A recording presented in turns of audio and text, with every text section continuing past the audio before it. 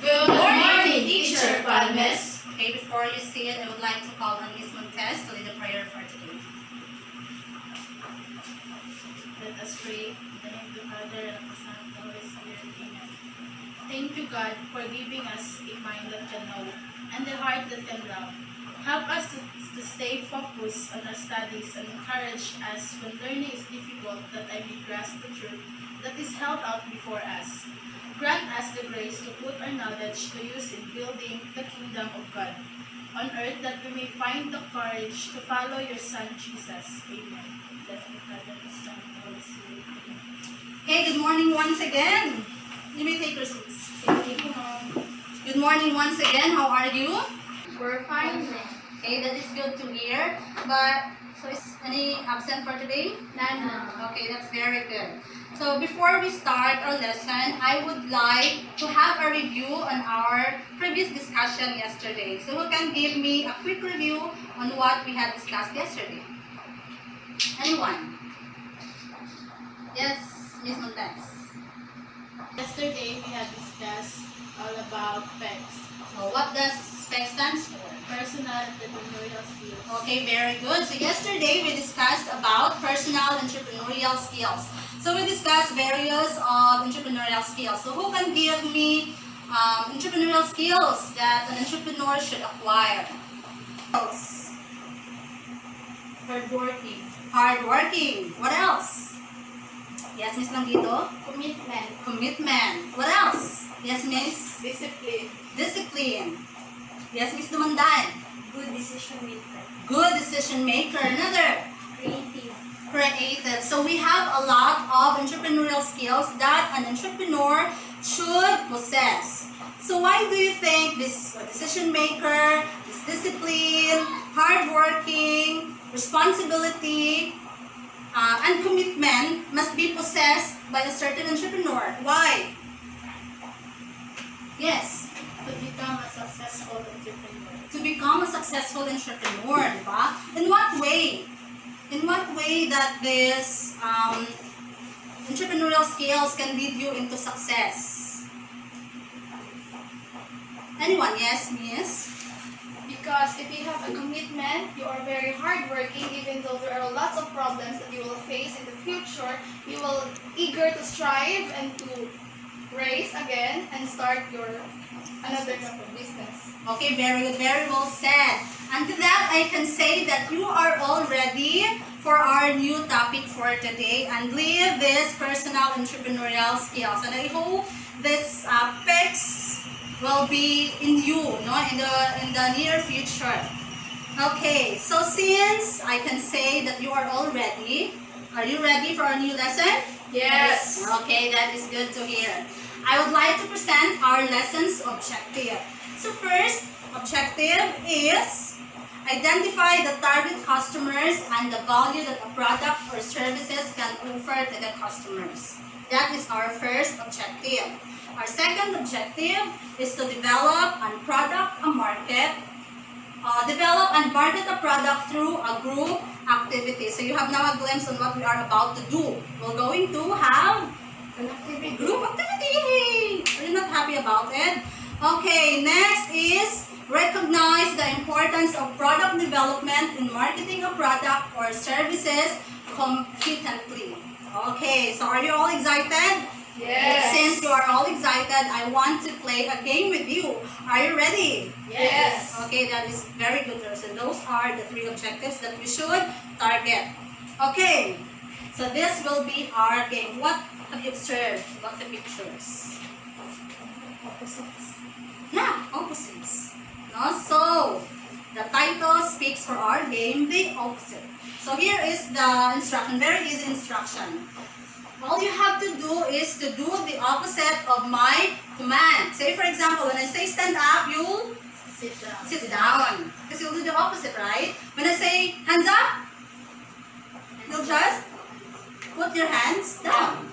Okay, so am I clear? So no need for trial, right?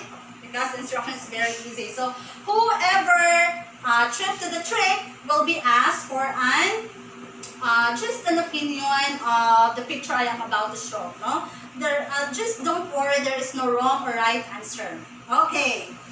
So, hands up. Sit down. Okay, you're late. Oh, I can see that you're late. No? So, this is our first picture. Please, Miss Qualing. Yes, no. Don't be shy. Okay, how about this picture? What can you infer about this picture? A shampoo, yes. It is a shampoo. What about the presentation? Is it good or bad? Is it okay? Is it appealing? What can you observe about the picture? It is good. Yes, Miss Pulenzo, you have help from a helping hand friend. Miss Pulenzo, what can you infer about the picture? Shampoo. That product is, the brand and the packaging is not attractive to the customer or buyers. Very good. I like your observation. Very observant. Keen observer.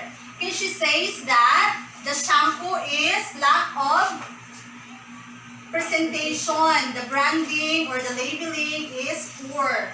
I like that observation. How about hands up? Alright. Sit down. Okay. Since Miss Languido was tricked by our game, you will be the one to answer our new picture. How about this? Oh, this is a restaurant. What can you say or observe about the restaurant?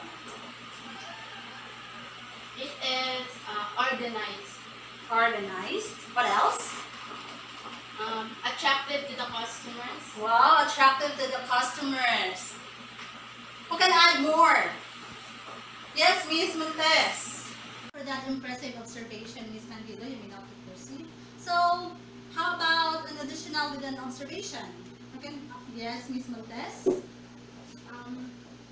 Kagaya nga po ng sinabi ni Miss Langido, attractive po ang background ng restaurant. So sa isang restaurant po, kailangan po talaga na organized, malinis para mas maingganyo ang mga tao na dyan kumain, dyan bumili. Tapos, while waiting sa kanilang order, because pag order ka ng pagkain, hindi naman ibig sabihin na pag in-order mo ito, nandyan na agad. So lulutuin pa yan. So marami ka pang pwedeng gawin. Pwede ka pang mag-selfie, pwede ka pang throw selfie, mag-post ka sa social media at maraming makakita na, ay maganda dito, magandang puntahan dito kasi marami kang pwedeng gawin.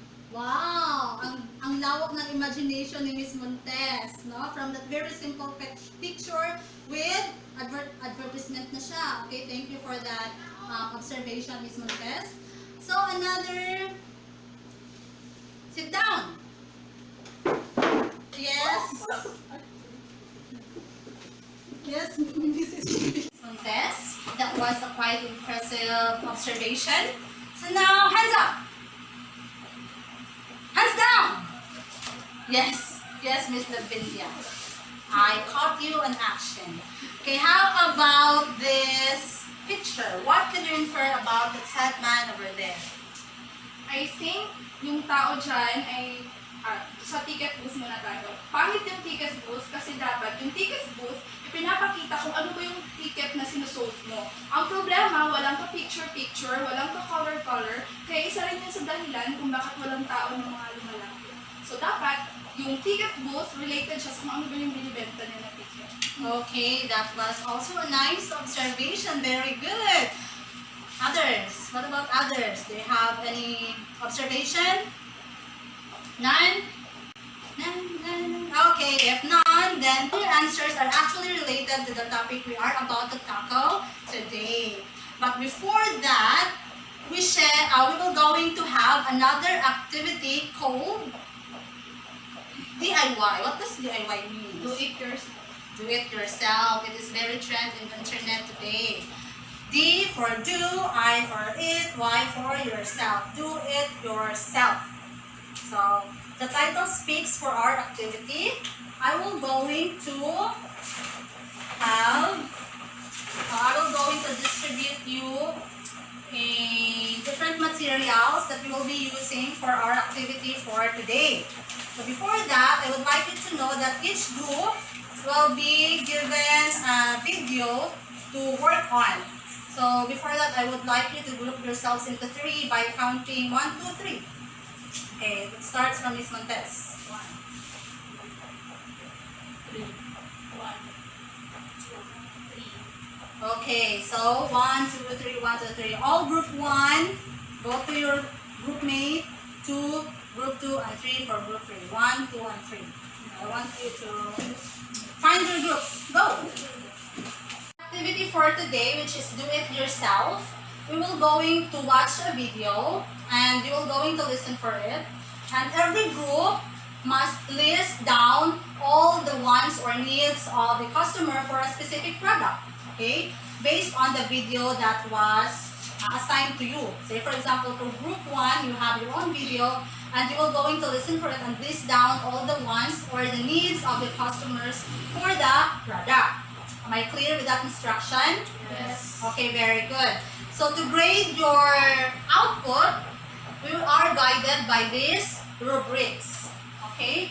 So we have here the presentation, the creativity, and the promptness, and for the total of 20 points. So if your presentation is full of confidence and full of conviction, that is equivalent to 5 points. For creativity, if your development or product development possess originality and very creative, then you can have 5 points. For promptness, if you are done 1 minute prior to given time, then you have additional 5 points. Okay, am I clear? Yes. Okay, so we have here the 4 points, 3 points, and 2 points. So don't worry, I will be posting these rubrics all throughout our activity for you to be guided. Okay, I will only give you 5 minutes to make your own output. Okay, and after 5 minutes, we will go into present it. Is that fair enough? Yes. Okay, very good. Okay, for group 1, here is your material. Okay, group 1. Group 2. Group 2. And group 3. Okay. So are you ready? Yes. While I play the video for group 1, I want the remaining 2 groups to be silent. Okay, and observe also. Is that okay? Yes. Okay. So for our first video for group 1. Ma'am, unsa nga mask ang imuhang gusto gamiton kay na may COVID-19? Kaya wala na may K95 mask, surgical mask, washable mask na lang, pero mas okay tong mas sala gyud ang ugaw. Okay, salamat. Okay, is that clear? Yes, ma'am. Group 1, okay, very good. Do I need to repeat it or let's go to second group? Okay. For second group, here is your video. Is kung mag-board ka, unsay imong ginapangita nga quality sa usa ka boarding house? Anong goal sa kung maginahanglan, like tapan siya sa tindahan or doon siya sa tindahan para whenever na ako'y paliton, makapalit layon ko. Especially estudyante po ko, needed siya og doon po siya sa internetan or ganun mga doon siya sa mga computeran. Kaya para if na ako'y mga research, makakuha ganyan ko. Then of course, limpyo niya. Banato na po na rental fee. Salamat. Okay, so that was the video intended for group 2. So do I need to repeat it or we should proceed to our next group? Repeat? No, na okay, very good. So for our last group, for group 3. Maayong buntag te, unsa nga shampoo ang imong gusto gamiton? Ay may dakag sulod, kusog humot, kusog wala. Okay, salamat te. Okay, so those were the demands of your customers in order for them to buy your products. Okay, so those are the demands. So for you to really realize your activity for today, I will be distributing the materials that you will be needing to develop. Okay, for our first group, face mask. Face mask. To our second group, so since hindi natin mabibitbit yung whole boarding house, diba? So I have here Description na lang, room for rent. And for our last group are shampoo. All you need to do, as I have said, you need to think on how to develop that certain product according to the needs or according to the demands of the customers. Okay, so I will be giving you 5 minutes to finish your output and to present your output. Is that okay? Any questions? None so far. Okay, very good. So the timer starts now. Okay, so I will be giving you 5 minutes to finish your output. Any questions? None so far. Okay, very good. So the timer starts now.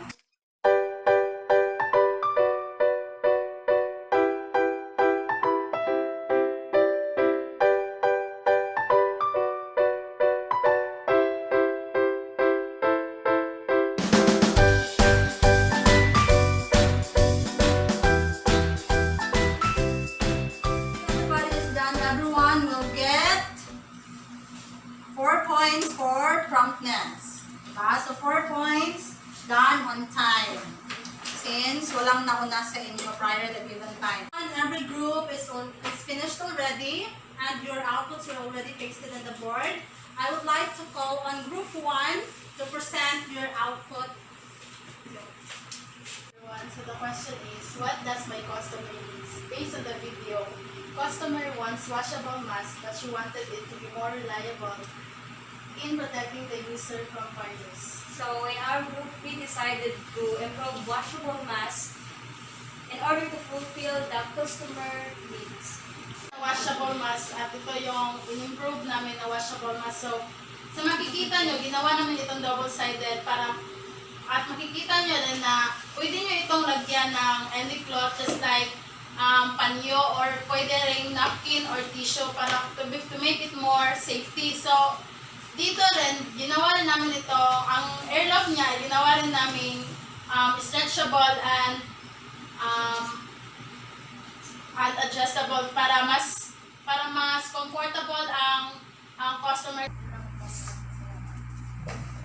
In group 1, let's give them Allen Judicial Clap. Do you know what Allen Judicial Clap is? Yes. Okay, since you all know Allen Judicial Clap, let's give them all together. 1, 2, 3, go! Very good, very good, very good. Yes, very good presentation, group 1. And now let's proceed to our second group, the group 2. Our assigned task is room for rent. So what does my customer needs and wants? So, base sa video na napanood natin kanina, so sinasabi na isa sa estudyante doon na dapat daw ay kung magrerenta siya, dapat is malapit siya sa mga tindahan. So, accessible to market. So, para masagot natin ang kanyang pangangailangan, so maaari tayong magtayo or maglagay ng isang sari-sari store, maliit na sari-sari store na malapit lang sa kanyang inuupahan. Para na rin, bilang estudyante rin kasi, diba, marami tayong mga responsibilities dapat gampanan. So, maliit na or maiksi na lang yung oras natin na or panahon natin na bumili pa ng mga pangangailangan natin sa loob ng bahay. So instead na pumunta pa siya sa malayo, so maaari na siyang makabili ng kanyang pangangailangan na hindi na siya gagastos pa at higit sa lahat ay bawas oras na rin. Next is near in the internet cafe. So, diba, sa mga estudyante, instead na sumakay pa siya, maglakad, malayo para na makarating sa mga internet cafe, maaari na siya ay pwede tayo free access wifi. So, para na rin, mas madali na rin para sa kanya na makapag-research, makagawa ng kanyang mga assignments na kailangan pa ng mga data or wifi. And next is the cleanliness. So, syempre, tao tayo, so kailangan natin ng kalinisan. So, para masagot ang ang katanungan ng isa sa mga estudyante na kailangan daw is malinis yung inuupahan niya. So, maaari tayong kumuha ng maintenance or caretaker na siya yung maglilinis sa mga banyo or sa bawat sulok ng Okay, ng boarding house. Okay, that was a quite impressive presentation. Thank you, Group 2. Okay, for their presentation, since napakaganda and very detailed na presentation nila, let's give them a machine gun clap. You know this machine gun clap? No? Let's go, machine gun. Okay, simple as that. Okay, all together. 1, 2, 3, go! Okay. Next, let us proceed to our group 3, our last group. Everyone. So what does my customer needs and wants? The product must be more content, laddery, and fragrant. So more content. Gusto ng customer namin na maraming laman. So we decide our group na mag-add ng isang sachet na mas maraming bula. So we can add stop from that. It means add more of laddery. So fragrant. So we choose the 2 shampoo which is na mapagpipilian ng customer, the flower or the peanut shampoo. Okay, very well said. So mayroon silang dalawang fragrant peanut and flower, no? Kakaiba rin. Very original. So with that, let us give them a Dorian clap. Okay, do you know what is Dorian clap? No. Okay, diba? So yun ang Dorian clap. So all together, 1, 2, 3, go! And for the promptness, since you finished your output on time, I will be giving you 4 points for the promptness. So your total score is 13. Okay. Hindi pala 20 points. 15 points lang pala lahat. Okay, so 13 points out of 15 points. So not bad for our first group. For our second group, which is presented by Miss Langido. What is your service again? Room for Rent. For group 2, I will give you 4 points for your presentation. And for the creativity and originality, I will give you 4 points for that.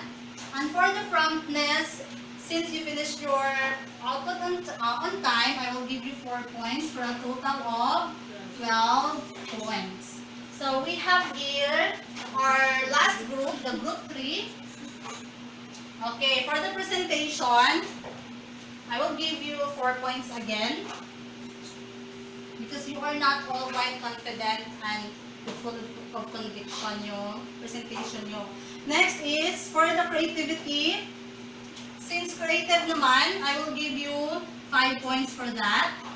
For the promptness, since you've done your presentation on time, I will give you 4 points for a total of 13 points. Okay, so that was quite impressive scores for all of the groups. So your scores will be recorded to your performance for today. One is done with the presentation. We will now proceed to the analysis. Okay? I want every group to answer the question I am about to ask. First, we will start with our first group. Okay, the question is, what do you think is the benefit that can get from your product? What benefit can the customer get from your product? Yes. So the customer will get comfortable and safety. Comfortable because we use the strap of the bra for the hair loop. So that we can we are safety for damage our hair, something like that. And then to the safety in In our presentation, we use the double-sided mask. Yes, this one. Yes. This double-sided mask, Ate Mary Jane said that we can use table napkins or tissue or panyo. So, ilalagay natin siya dito. Tapos, ito yung, may iwasan natin yung direct contact with the virus and washable mask to. Tapos, malalabhan at so, maganda siyang gamitin sa ating pang-araw-araw na nilalakad katulad ng may meeting. Oh. So, as she said, her face mask is more comfortable to use and more personalized. Diba? More safetier. Okay. For group 2, the question is, how will you differentiate your product from your service, which is room for rent, from other services? So, is it different from other, or are you just mimicking other strategy? So, how did you differentiate your service from other service? Service namin sa ibang mga entrepreneur na may ganyan din klaseng negosyo, siguro free access wifi siya. Hindi katulad ng ibang mga paupahan na kailangan mo pang magbayad para makagamit ka ng free wifi. Okay, very good. Thank you. So that is her uniqueness. No, that is the uniqueness of her business. May free Wi-Fi siya, which other services do not offer. Okay. How about group 3? So for the group 3, your product is shampoo. Diba? So according to your presentation, you add more content to your shampoo and more fragrant, and you make your shampoo more laddery. So who is the target customer of your product? For whom does that product aim at? The shampoo. Sa shade ito, most sa mga bibili nito ay yung mga nagtitipid. So, di ba kanina, yung problema ng babae or yung sinasuggest niya na gusto niya sa isang shampoo ay mas maraming laman. So, sa pamamagitan ng magdagdag ng isa pang sachet, sa murang halaga, ito mabigbenta. So, nagamit niya ang isang shampoo sa murang halaga, at the same time, ini-ensure namin yung quality na maganda rin. So, it's for those people na medyo matipid. Okay, very good. So the target customer or the product that they developed was intended for thrift users to save money. Diba? Gusto ni auntie na mabula para maliit lang yung magamit niya. Gusto niya ng maraming content. So in short, she is a thrift user. So very well developed ang product ng group 3. So based on your performance, are you all happy? Yes! Okay. That is good that you feel happy with your performance. Okay, now you have the glimpse on what we are about to tackle for today. That we've done from the game, the opposite, to the activity, the DIY, are all related to our topic for today. So our topic is all about product development. Okay? When you hear a word development, what can you infer? Yes? Enhance. What else? Progress. Innovate. Very good. Others? Improve. Okay. Improve, enhance, innovate. Progress is a development. Now, we will know what is product development really all about. So, product development, altogether, with Process of making a new product to be sold by a business or enterprise to its customers. So it is a process. So when you develop a product, you are undergoing into a process. So without you knowing, in your activity, you undergo process. Diba? So are you aware of that? Yes. Oh really? That is good to hear. Okay, another thing, it may involve modification of an existing product, just like what you have did. Now from a simple face mask, you innovate your face mask, you modify your face mask, make it more easier to use, more personalized. So you undergone product development to your face mask. Okay? Involve modification of the existing product that will satisfy a newly defined customer needs, wants, and or marketplace. So how do you think of innovating your product? So what are your preference in making your product look like this? Yes, Ms. Montes? Yes, based on customers' needs, based on the video that was shown to you. Diba? Okay. So, since it says there that product development is need to satisfy the customer needs and wants of a marketplace or a customer, let us now define what is want and what is need. So, who can differentiate or define want and need? Yes, Ms. Montes. Want. Yan yung gusto mo na hindi naman necessary na maging iyo. At ang need ay yung kailangan mo talaga sa araw-araw na yung pangangailangan. Okay, very good. No, very well said. Wants are desires, luxury, and extravagance that signify wealth and expensive way of living. So, who can give examples of wants based on the definition given? Yes? Cellular phone. What else? Car. Cellular phone, is it a want or a need? From this day and age. But those very expensive phone, those are wants. Other thing, car, cellular phone, those expensive phones, air conditioned, yes. So jewelries, those are wants. We can live without having those things. So needs are important things that every individual cannot live without in a society. Example of needs. What? Again? Shelter or your house. Very good. Other? Food. Yes. Money. Clothes. So those are needs. Without them, do you think we can sustain our life here in Earth? No, diba? So those are the needs of the people. Okay, so we are now in product development process. As I have said, in developing a product, you undergo a process. Since you already know and notice na nag-undergo kayo ng process, then my question is, what do you think is the very first step when you innovate your product or when you develop your product? What is the first thing you do? Yes, Ms. Laventia. Ang una namin inisip para ma-develop ang isang product is the weakness of the product. Of course, we need to know kung ano pa ba ang pwedeng i-improve dito so that mas mabenta ito sa tao. Weakness of the product. Diba?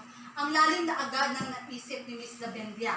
Diba? But the very first step in processing under the product development process, the very first step talaga is nag-isip tayo.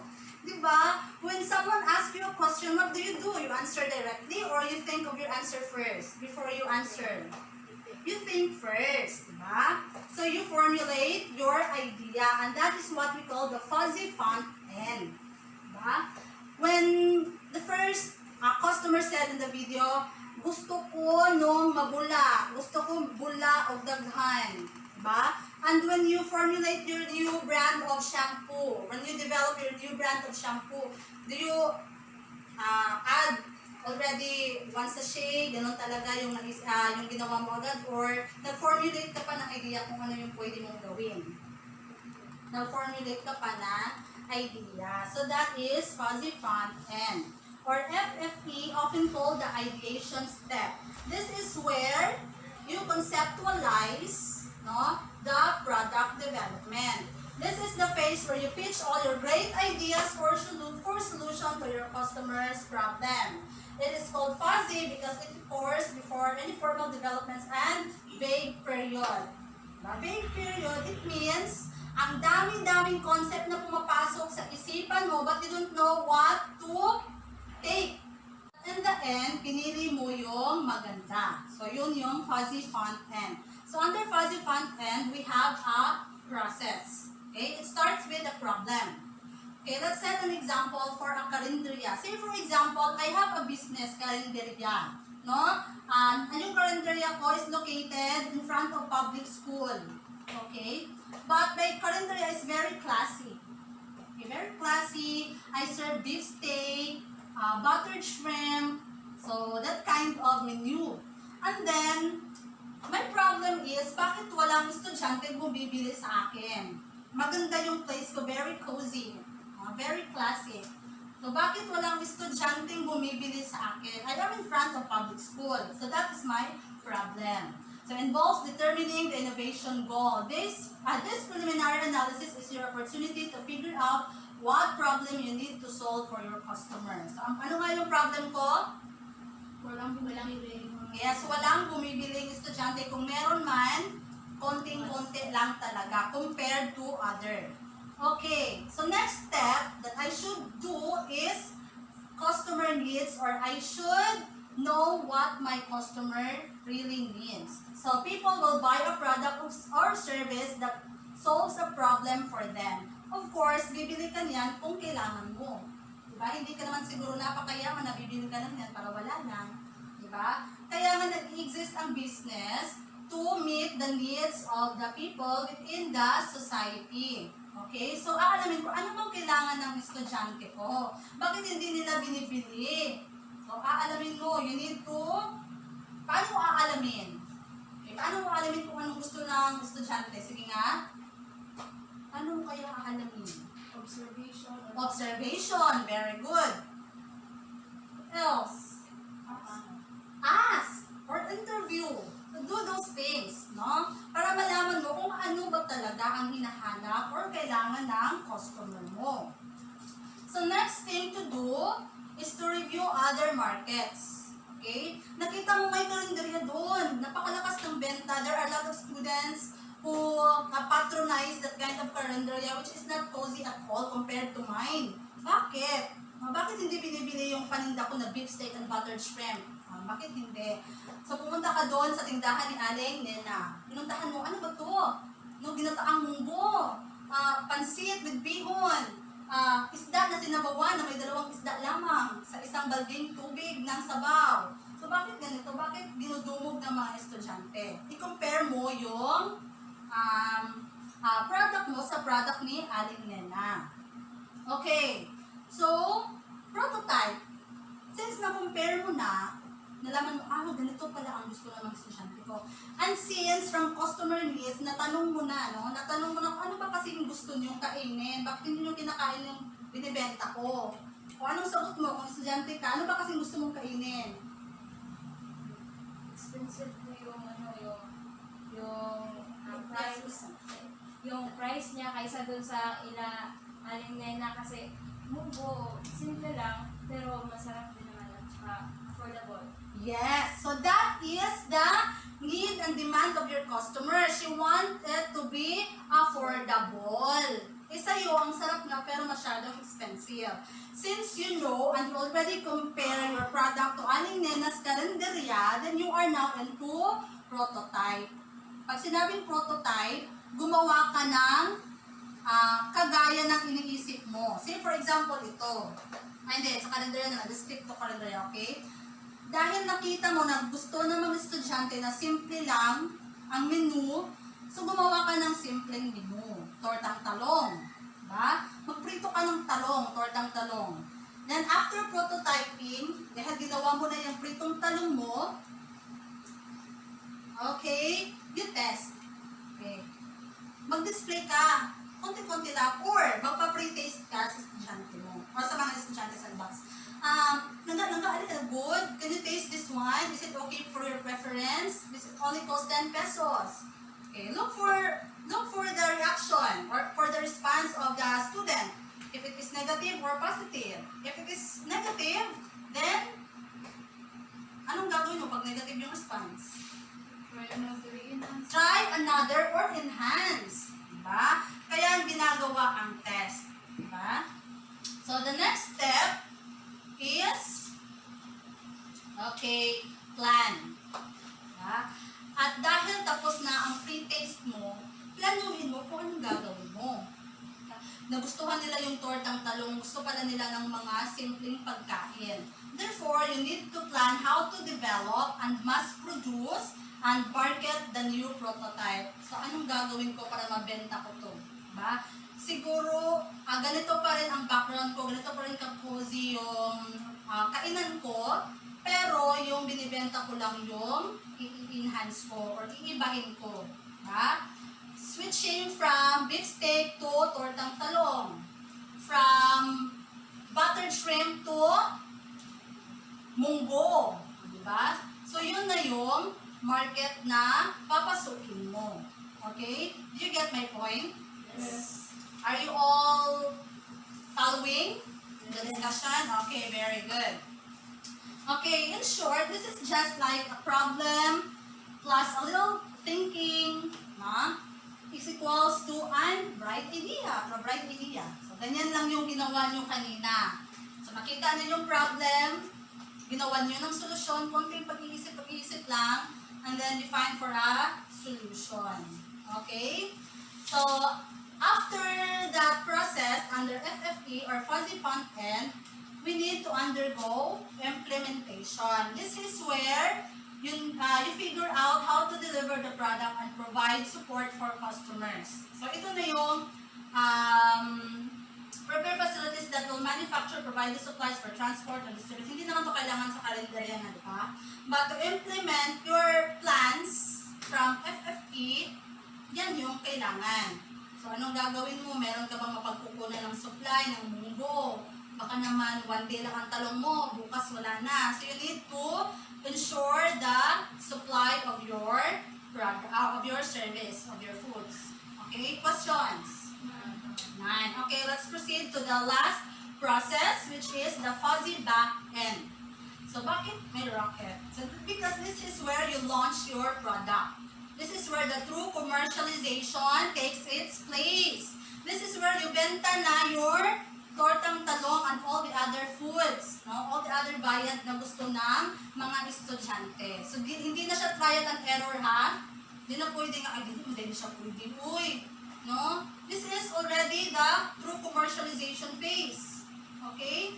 The product truly comes to life in the marketplace, manifesting the company's mission or vision or your carinderia's mission to fill in the starving stomach of the students. Okay, with affordable prices. So, yan lang, inuhang, ganyan ang mission mo. No? Na mabusog ang mga estudyante with an affordable price. Okay, so, any questions? None. Really? Yes. Okay. So, ma'am, what if they won't follow the process? Paano kaya? Ano kaya ang mangyayari? Sige daw. Miss Langido, what do you think will happen if hindi sila nag-prototype, hindi sila nag-test, hindi nila ginawa ang process? Ano kaya ang mangyayari? There is some possibility na ma-fail ka po siya. Fail ka po siya sa kanong innovate mga product. Very good, no? That is a very good answer, no? We need to follow the process in order for us to succeed, no? So what is the use? Why do we engage into business? To maximize profit, di ba? So how can we maximize our profit if we are not meeting the needs of our customers? Okay. Questions? Or else, maparihas sila sa Coca-Cola. Okay?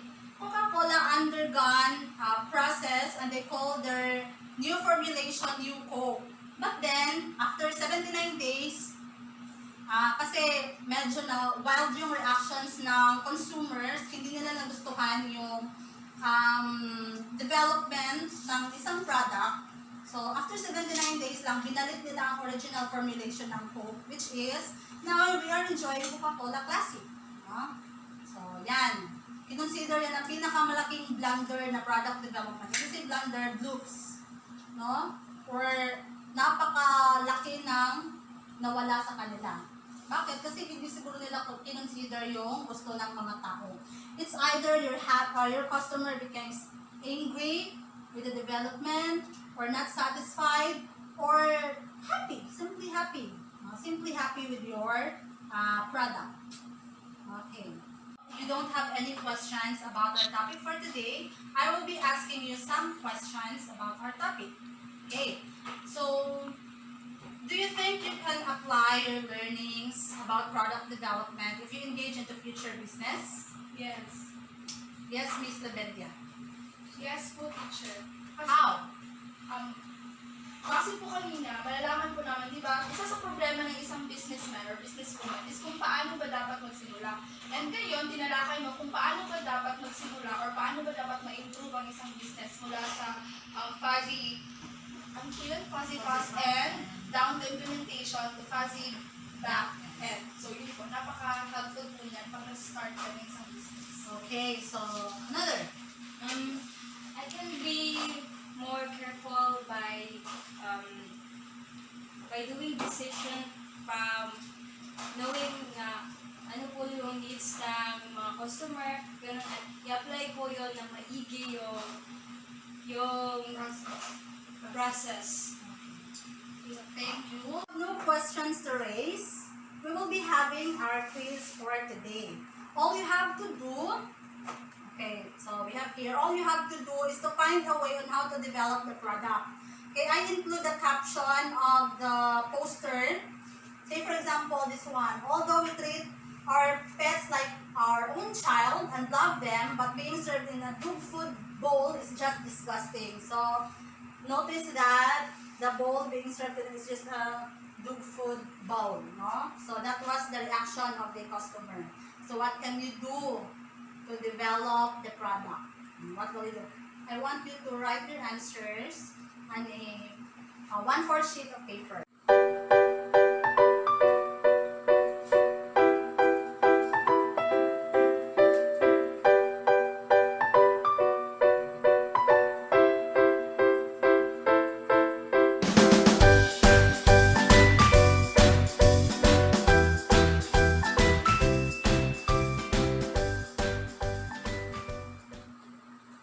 And our meeting for today, I will give you a task, every one of you, to interview a businessman or a business individual in your barangay or within our municipality and ask this following question.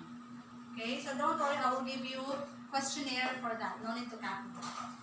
Okay, so that ends our lesson for today. Thank you for listening and till tomorrow. Goodbye, class. Goodbye! And thank you, teacher.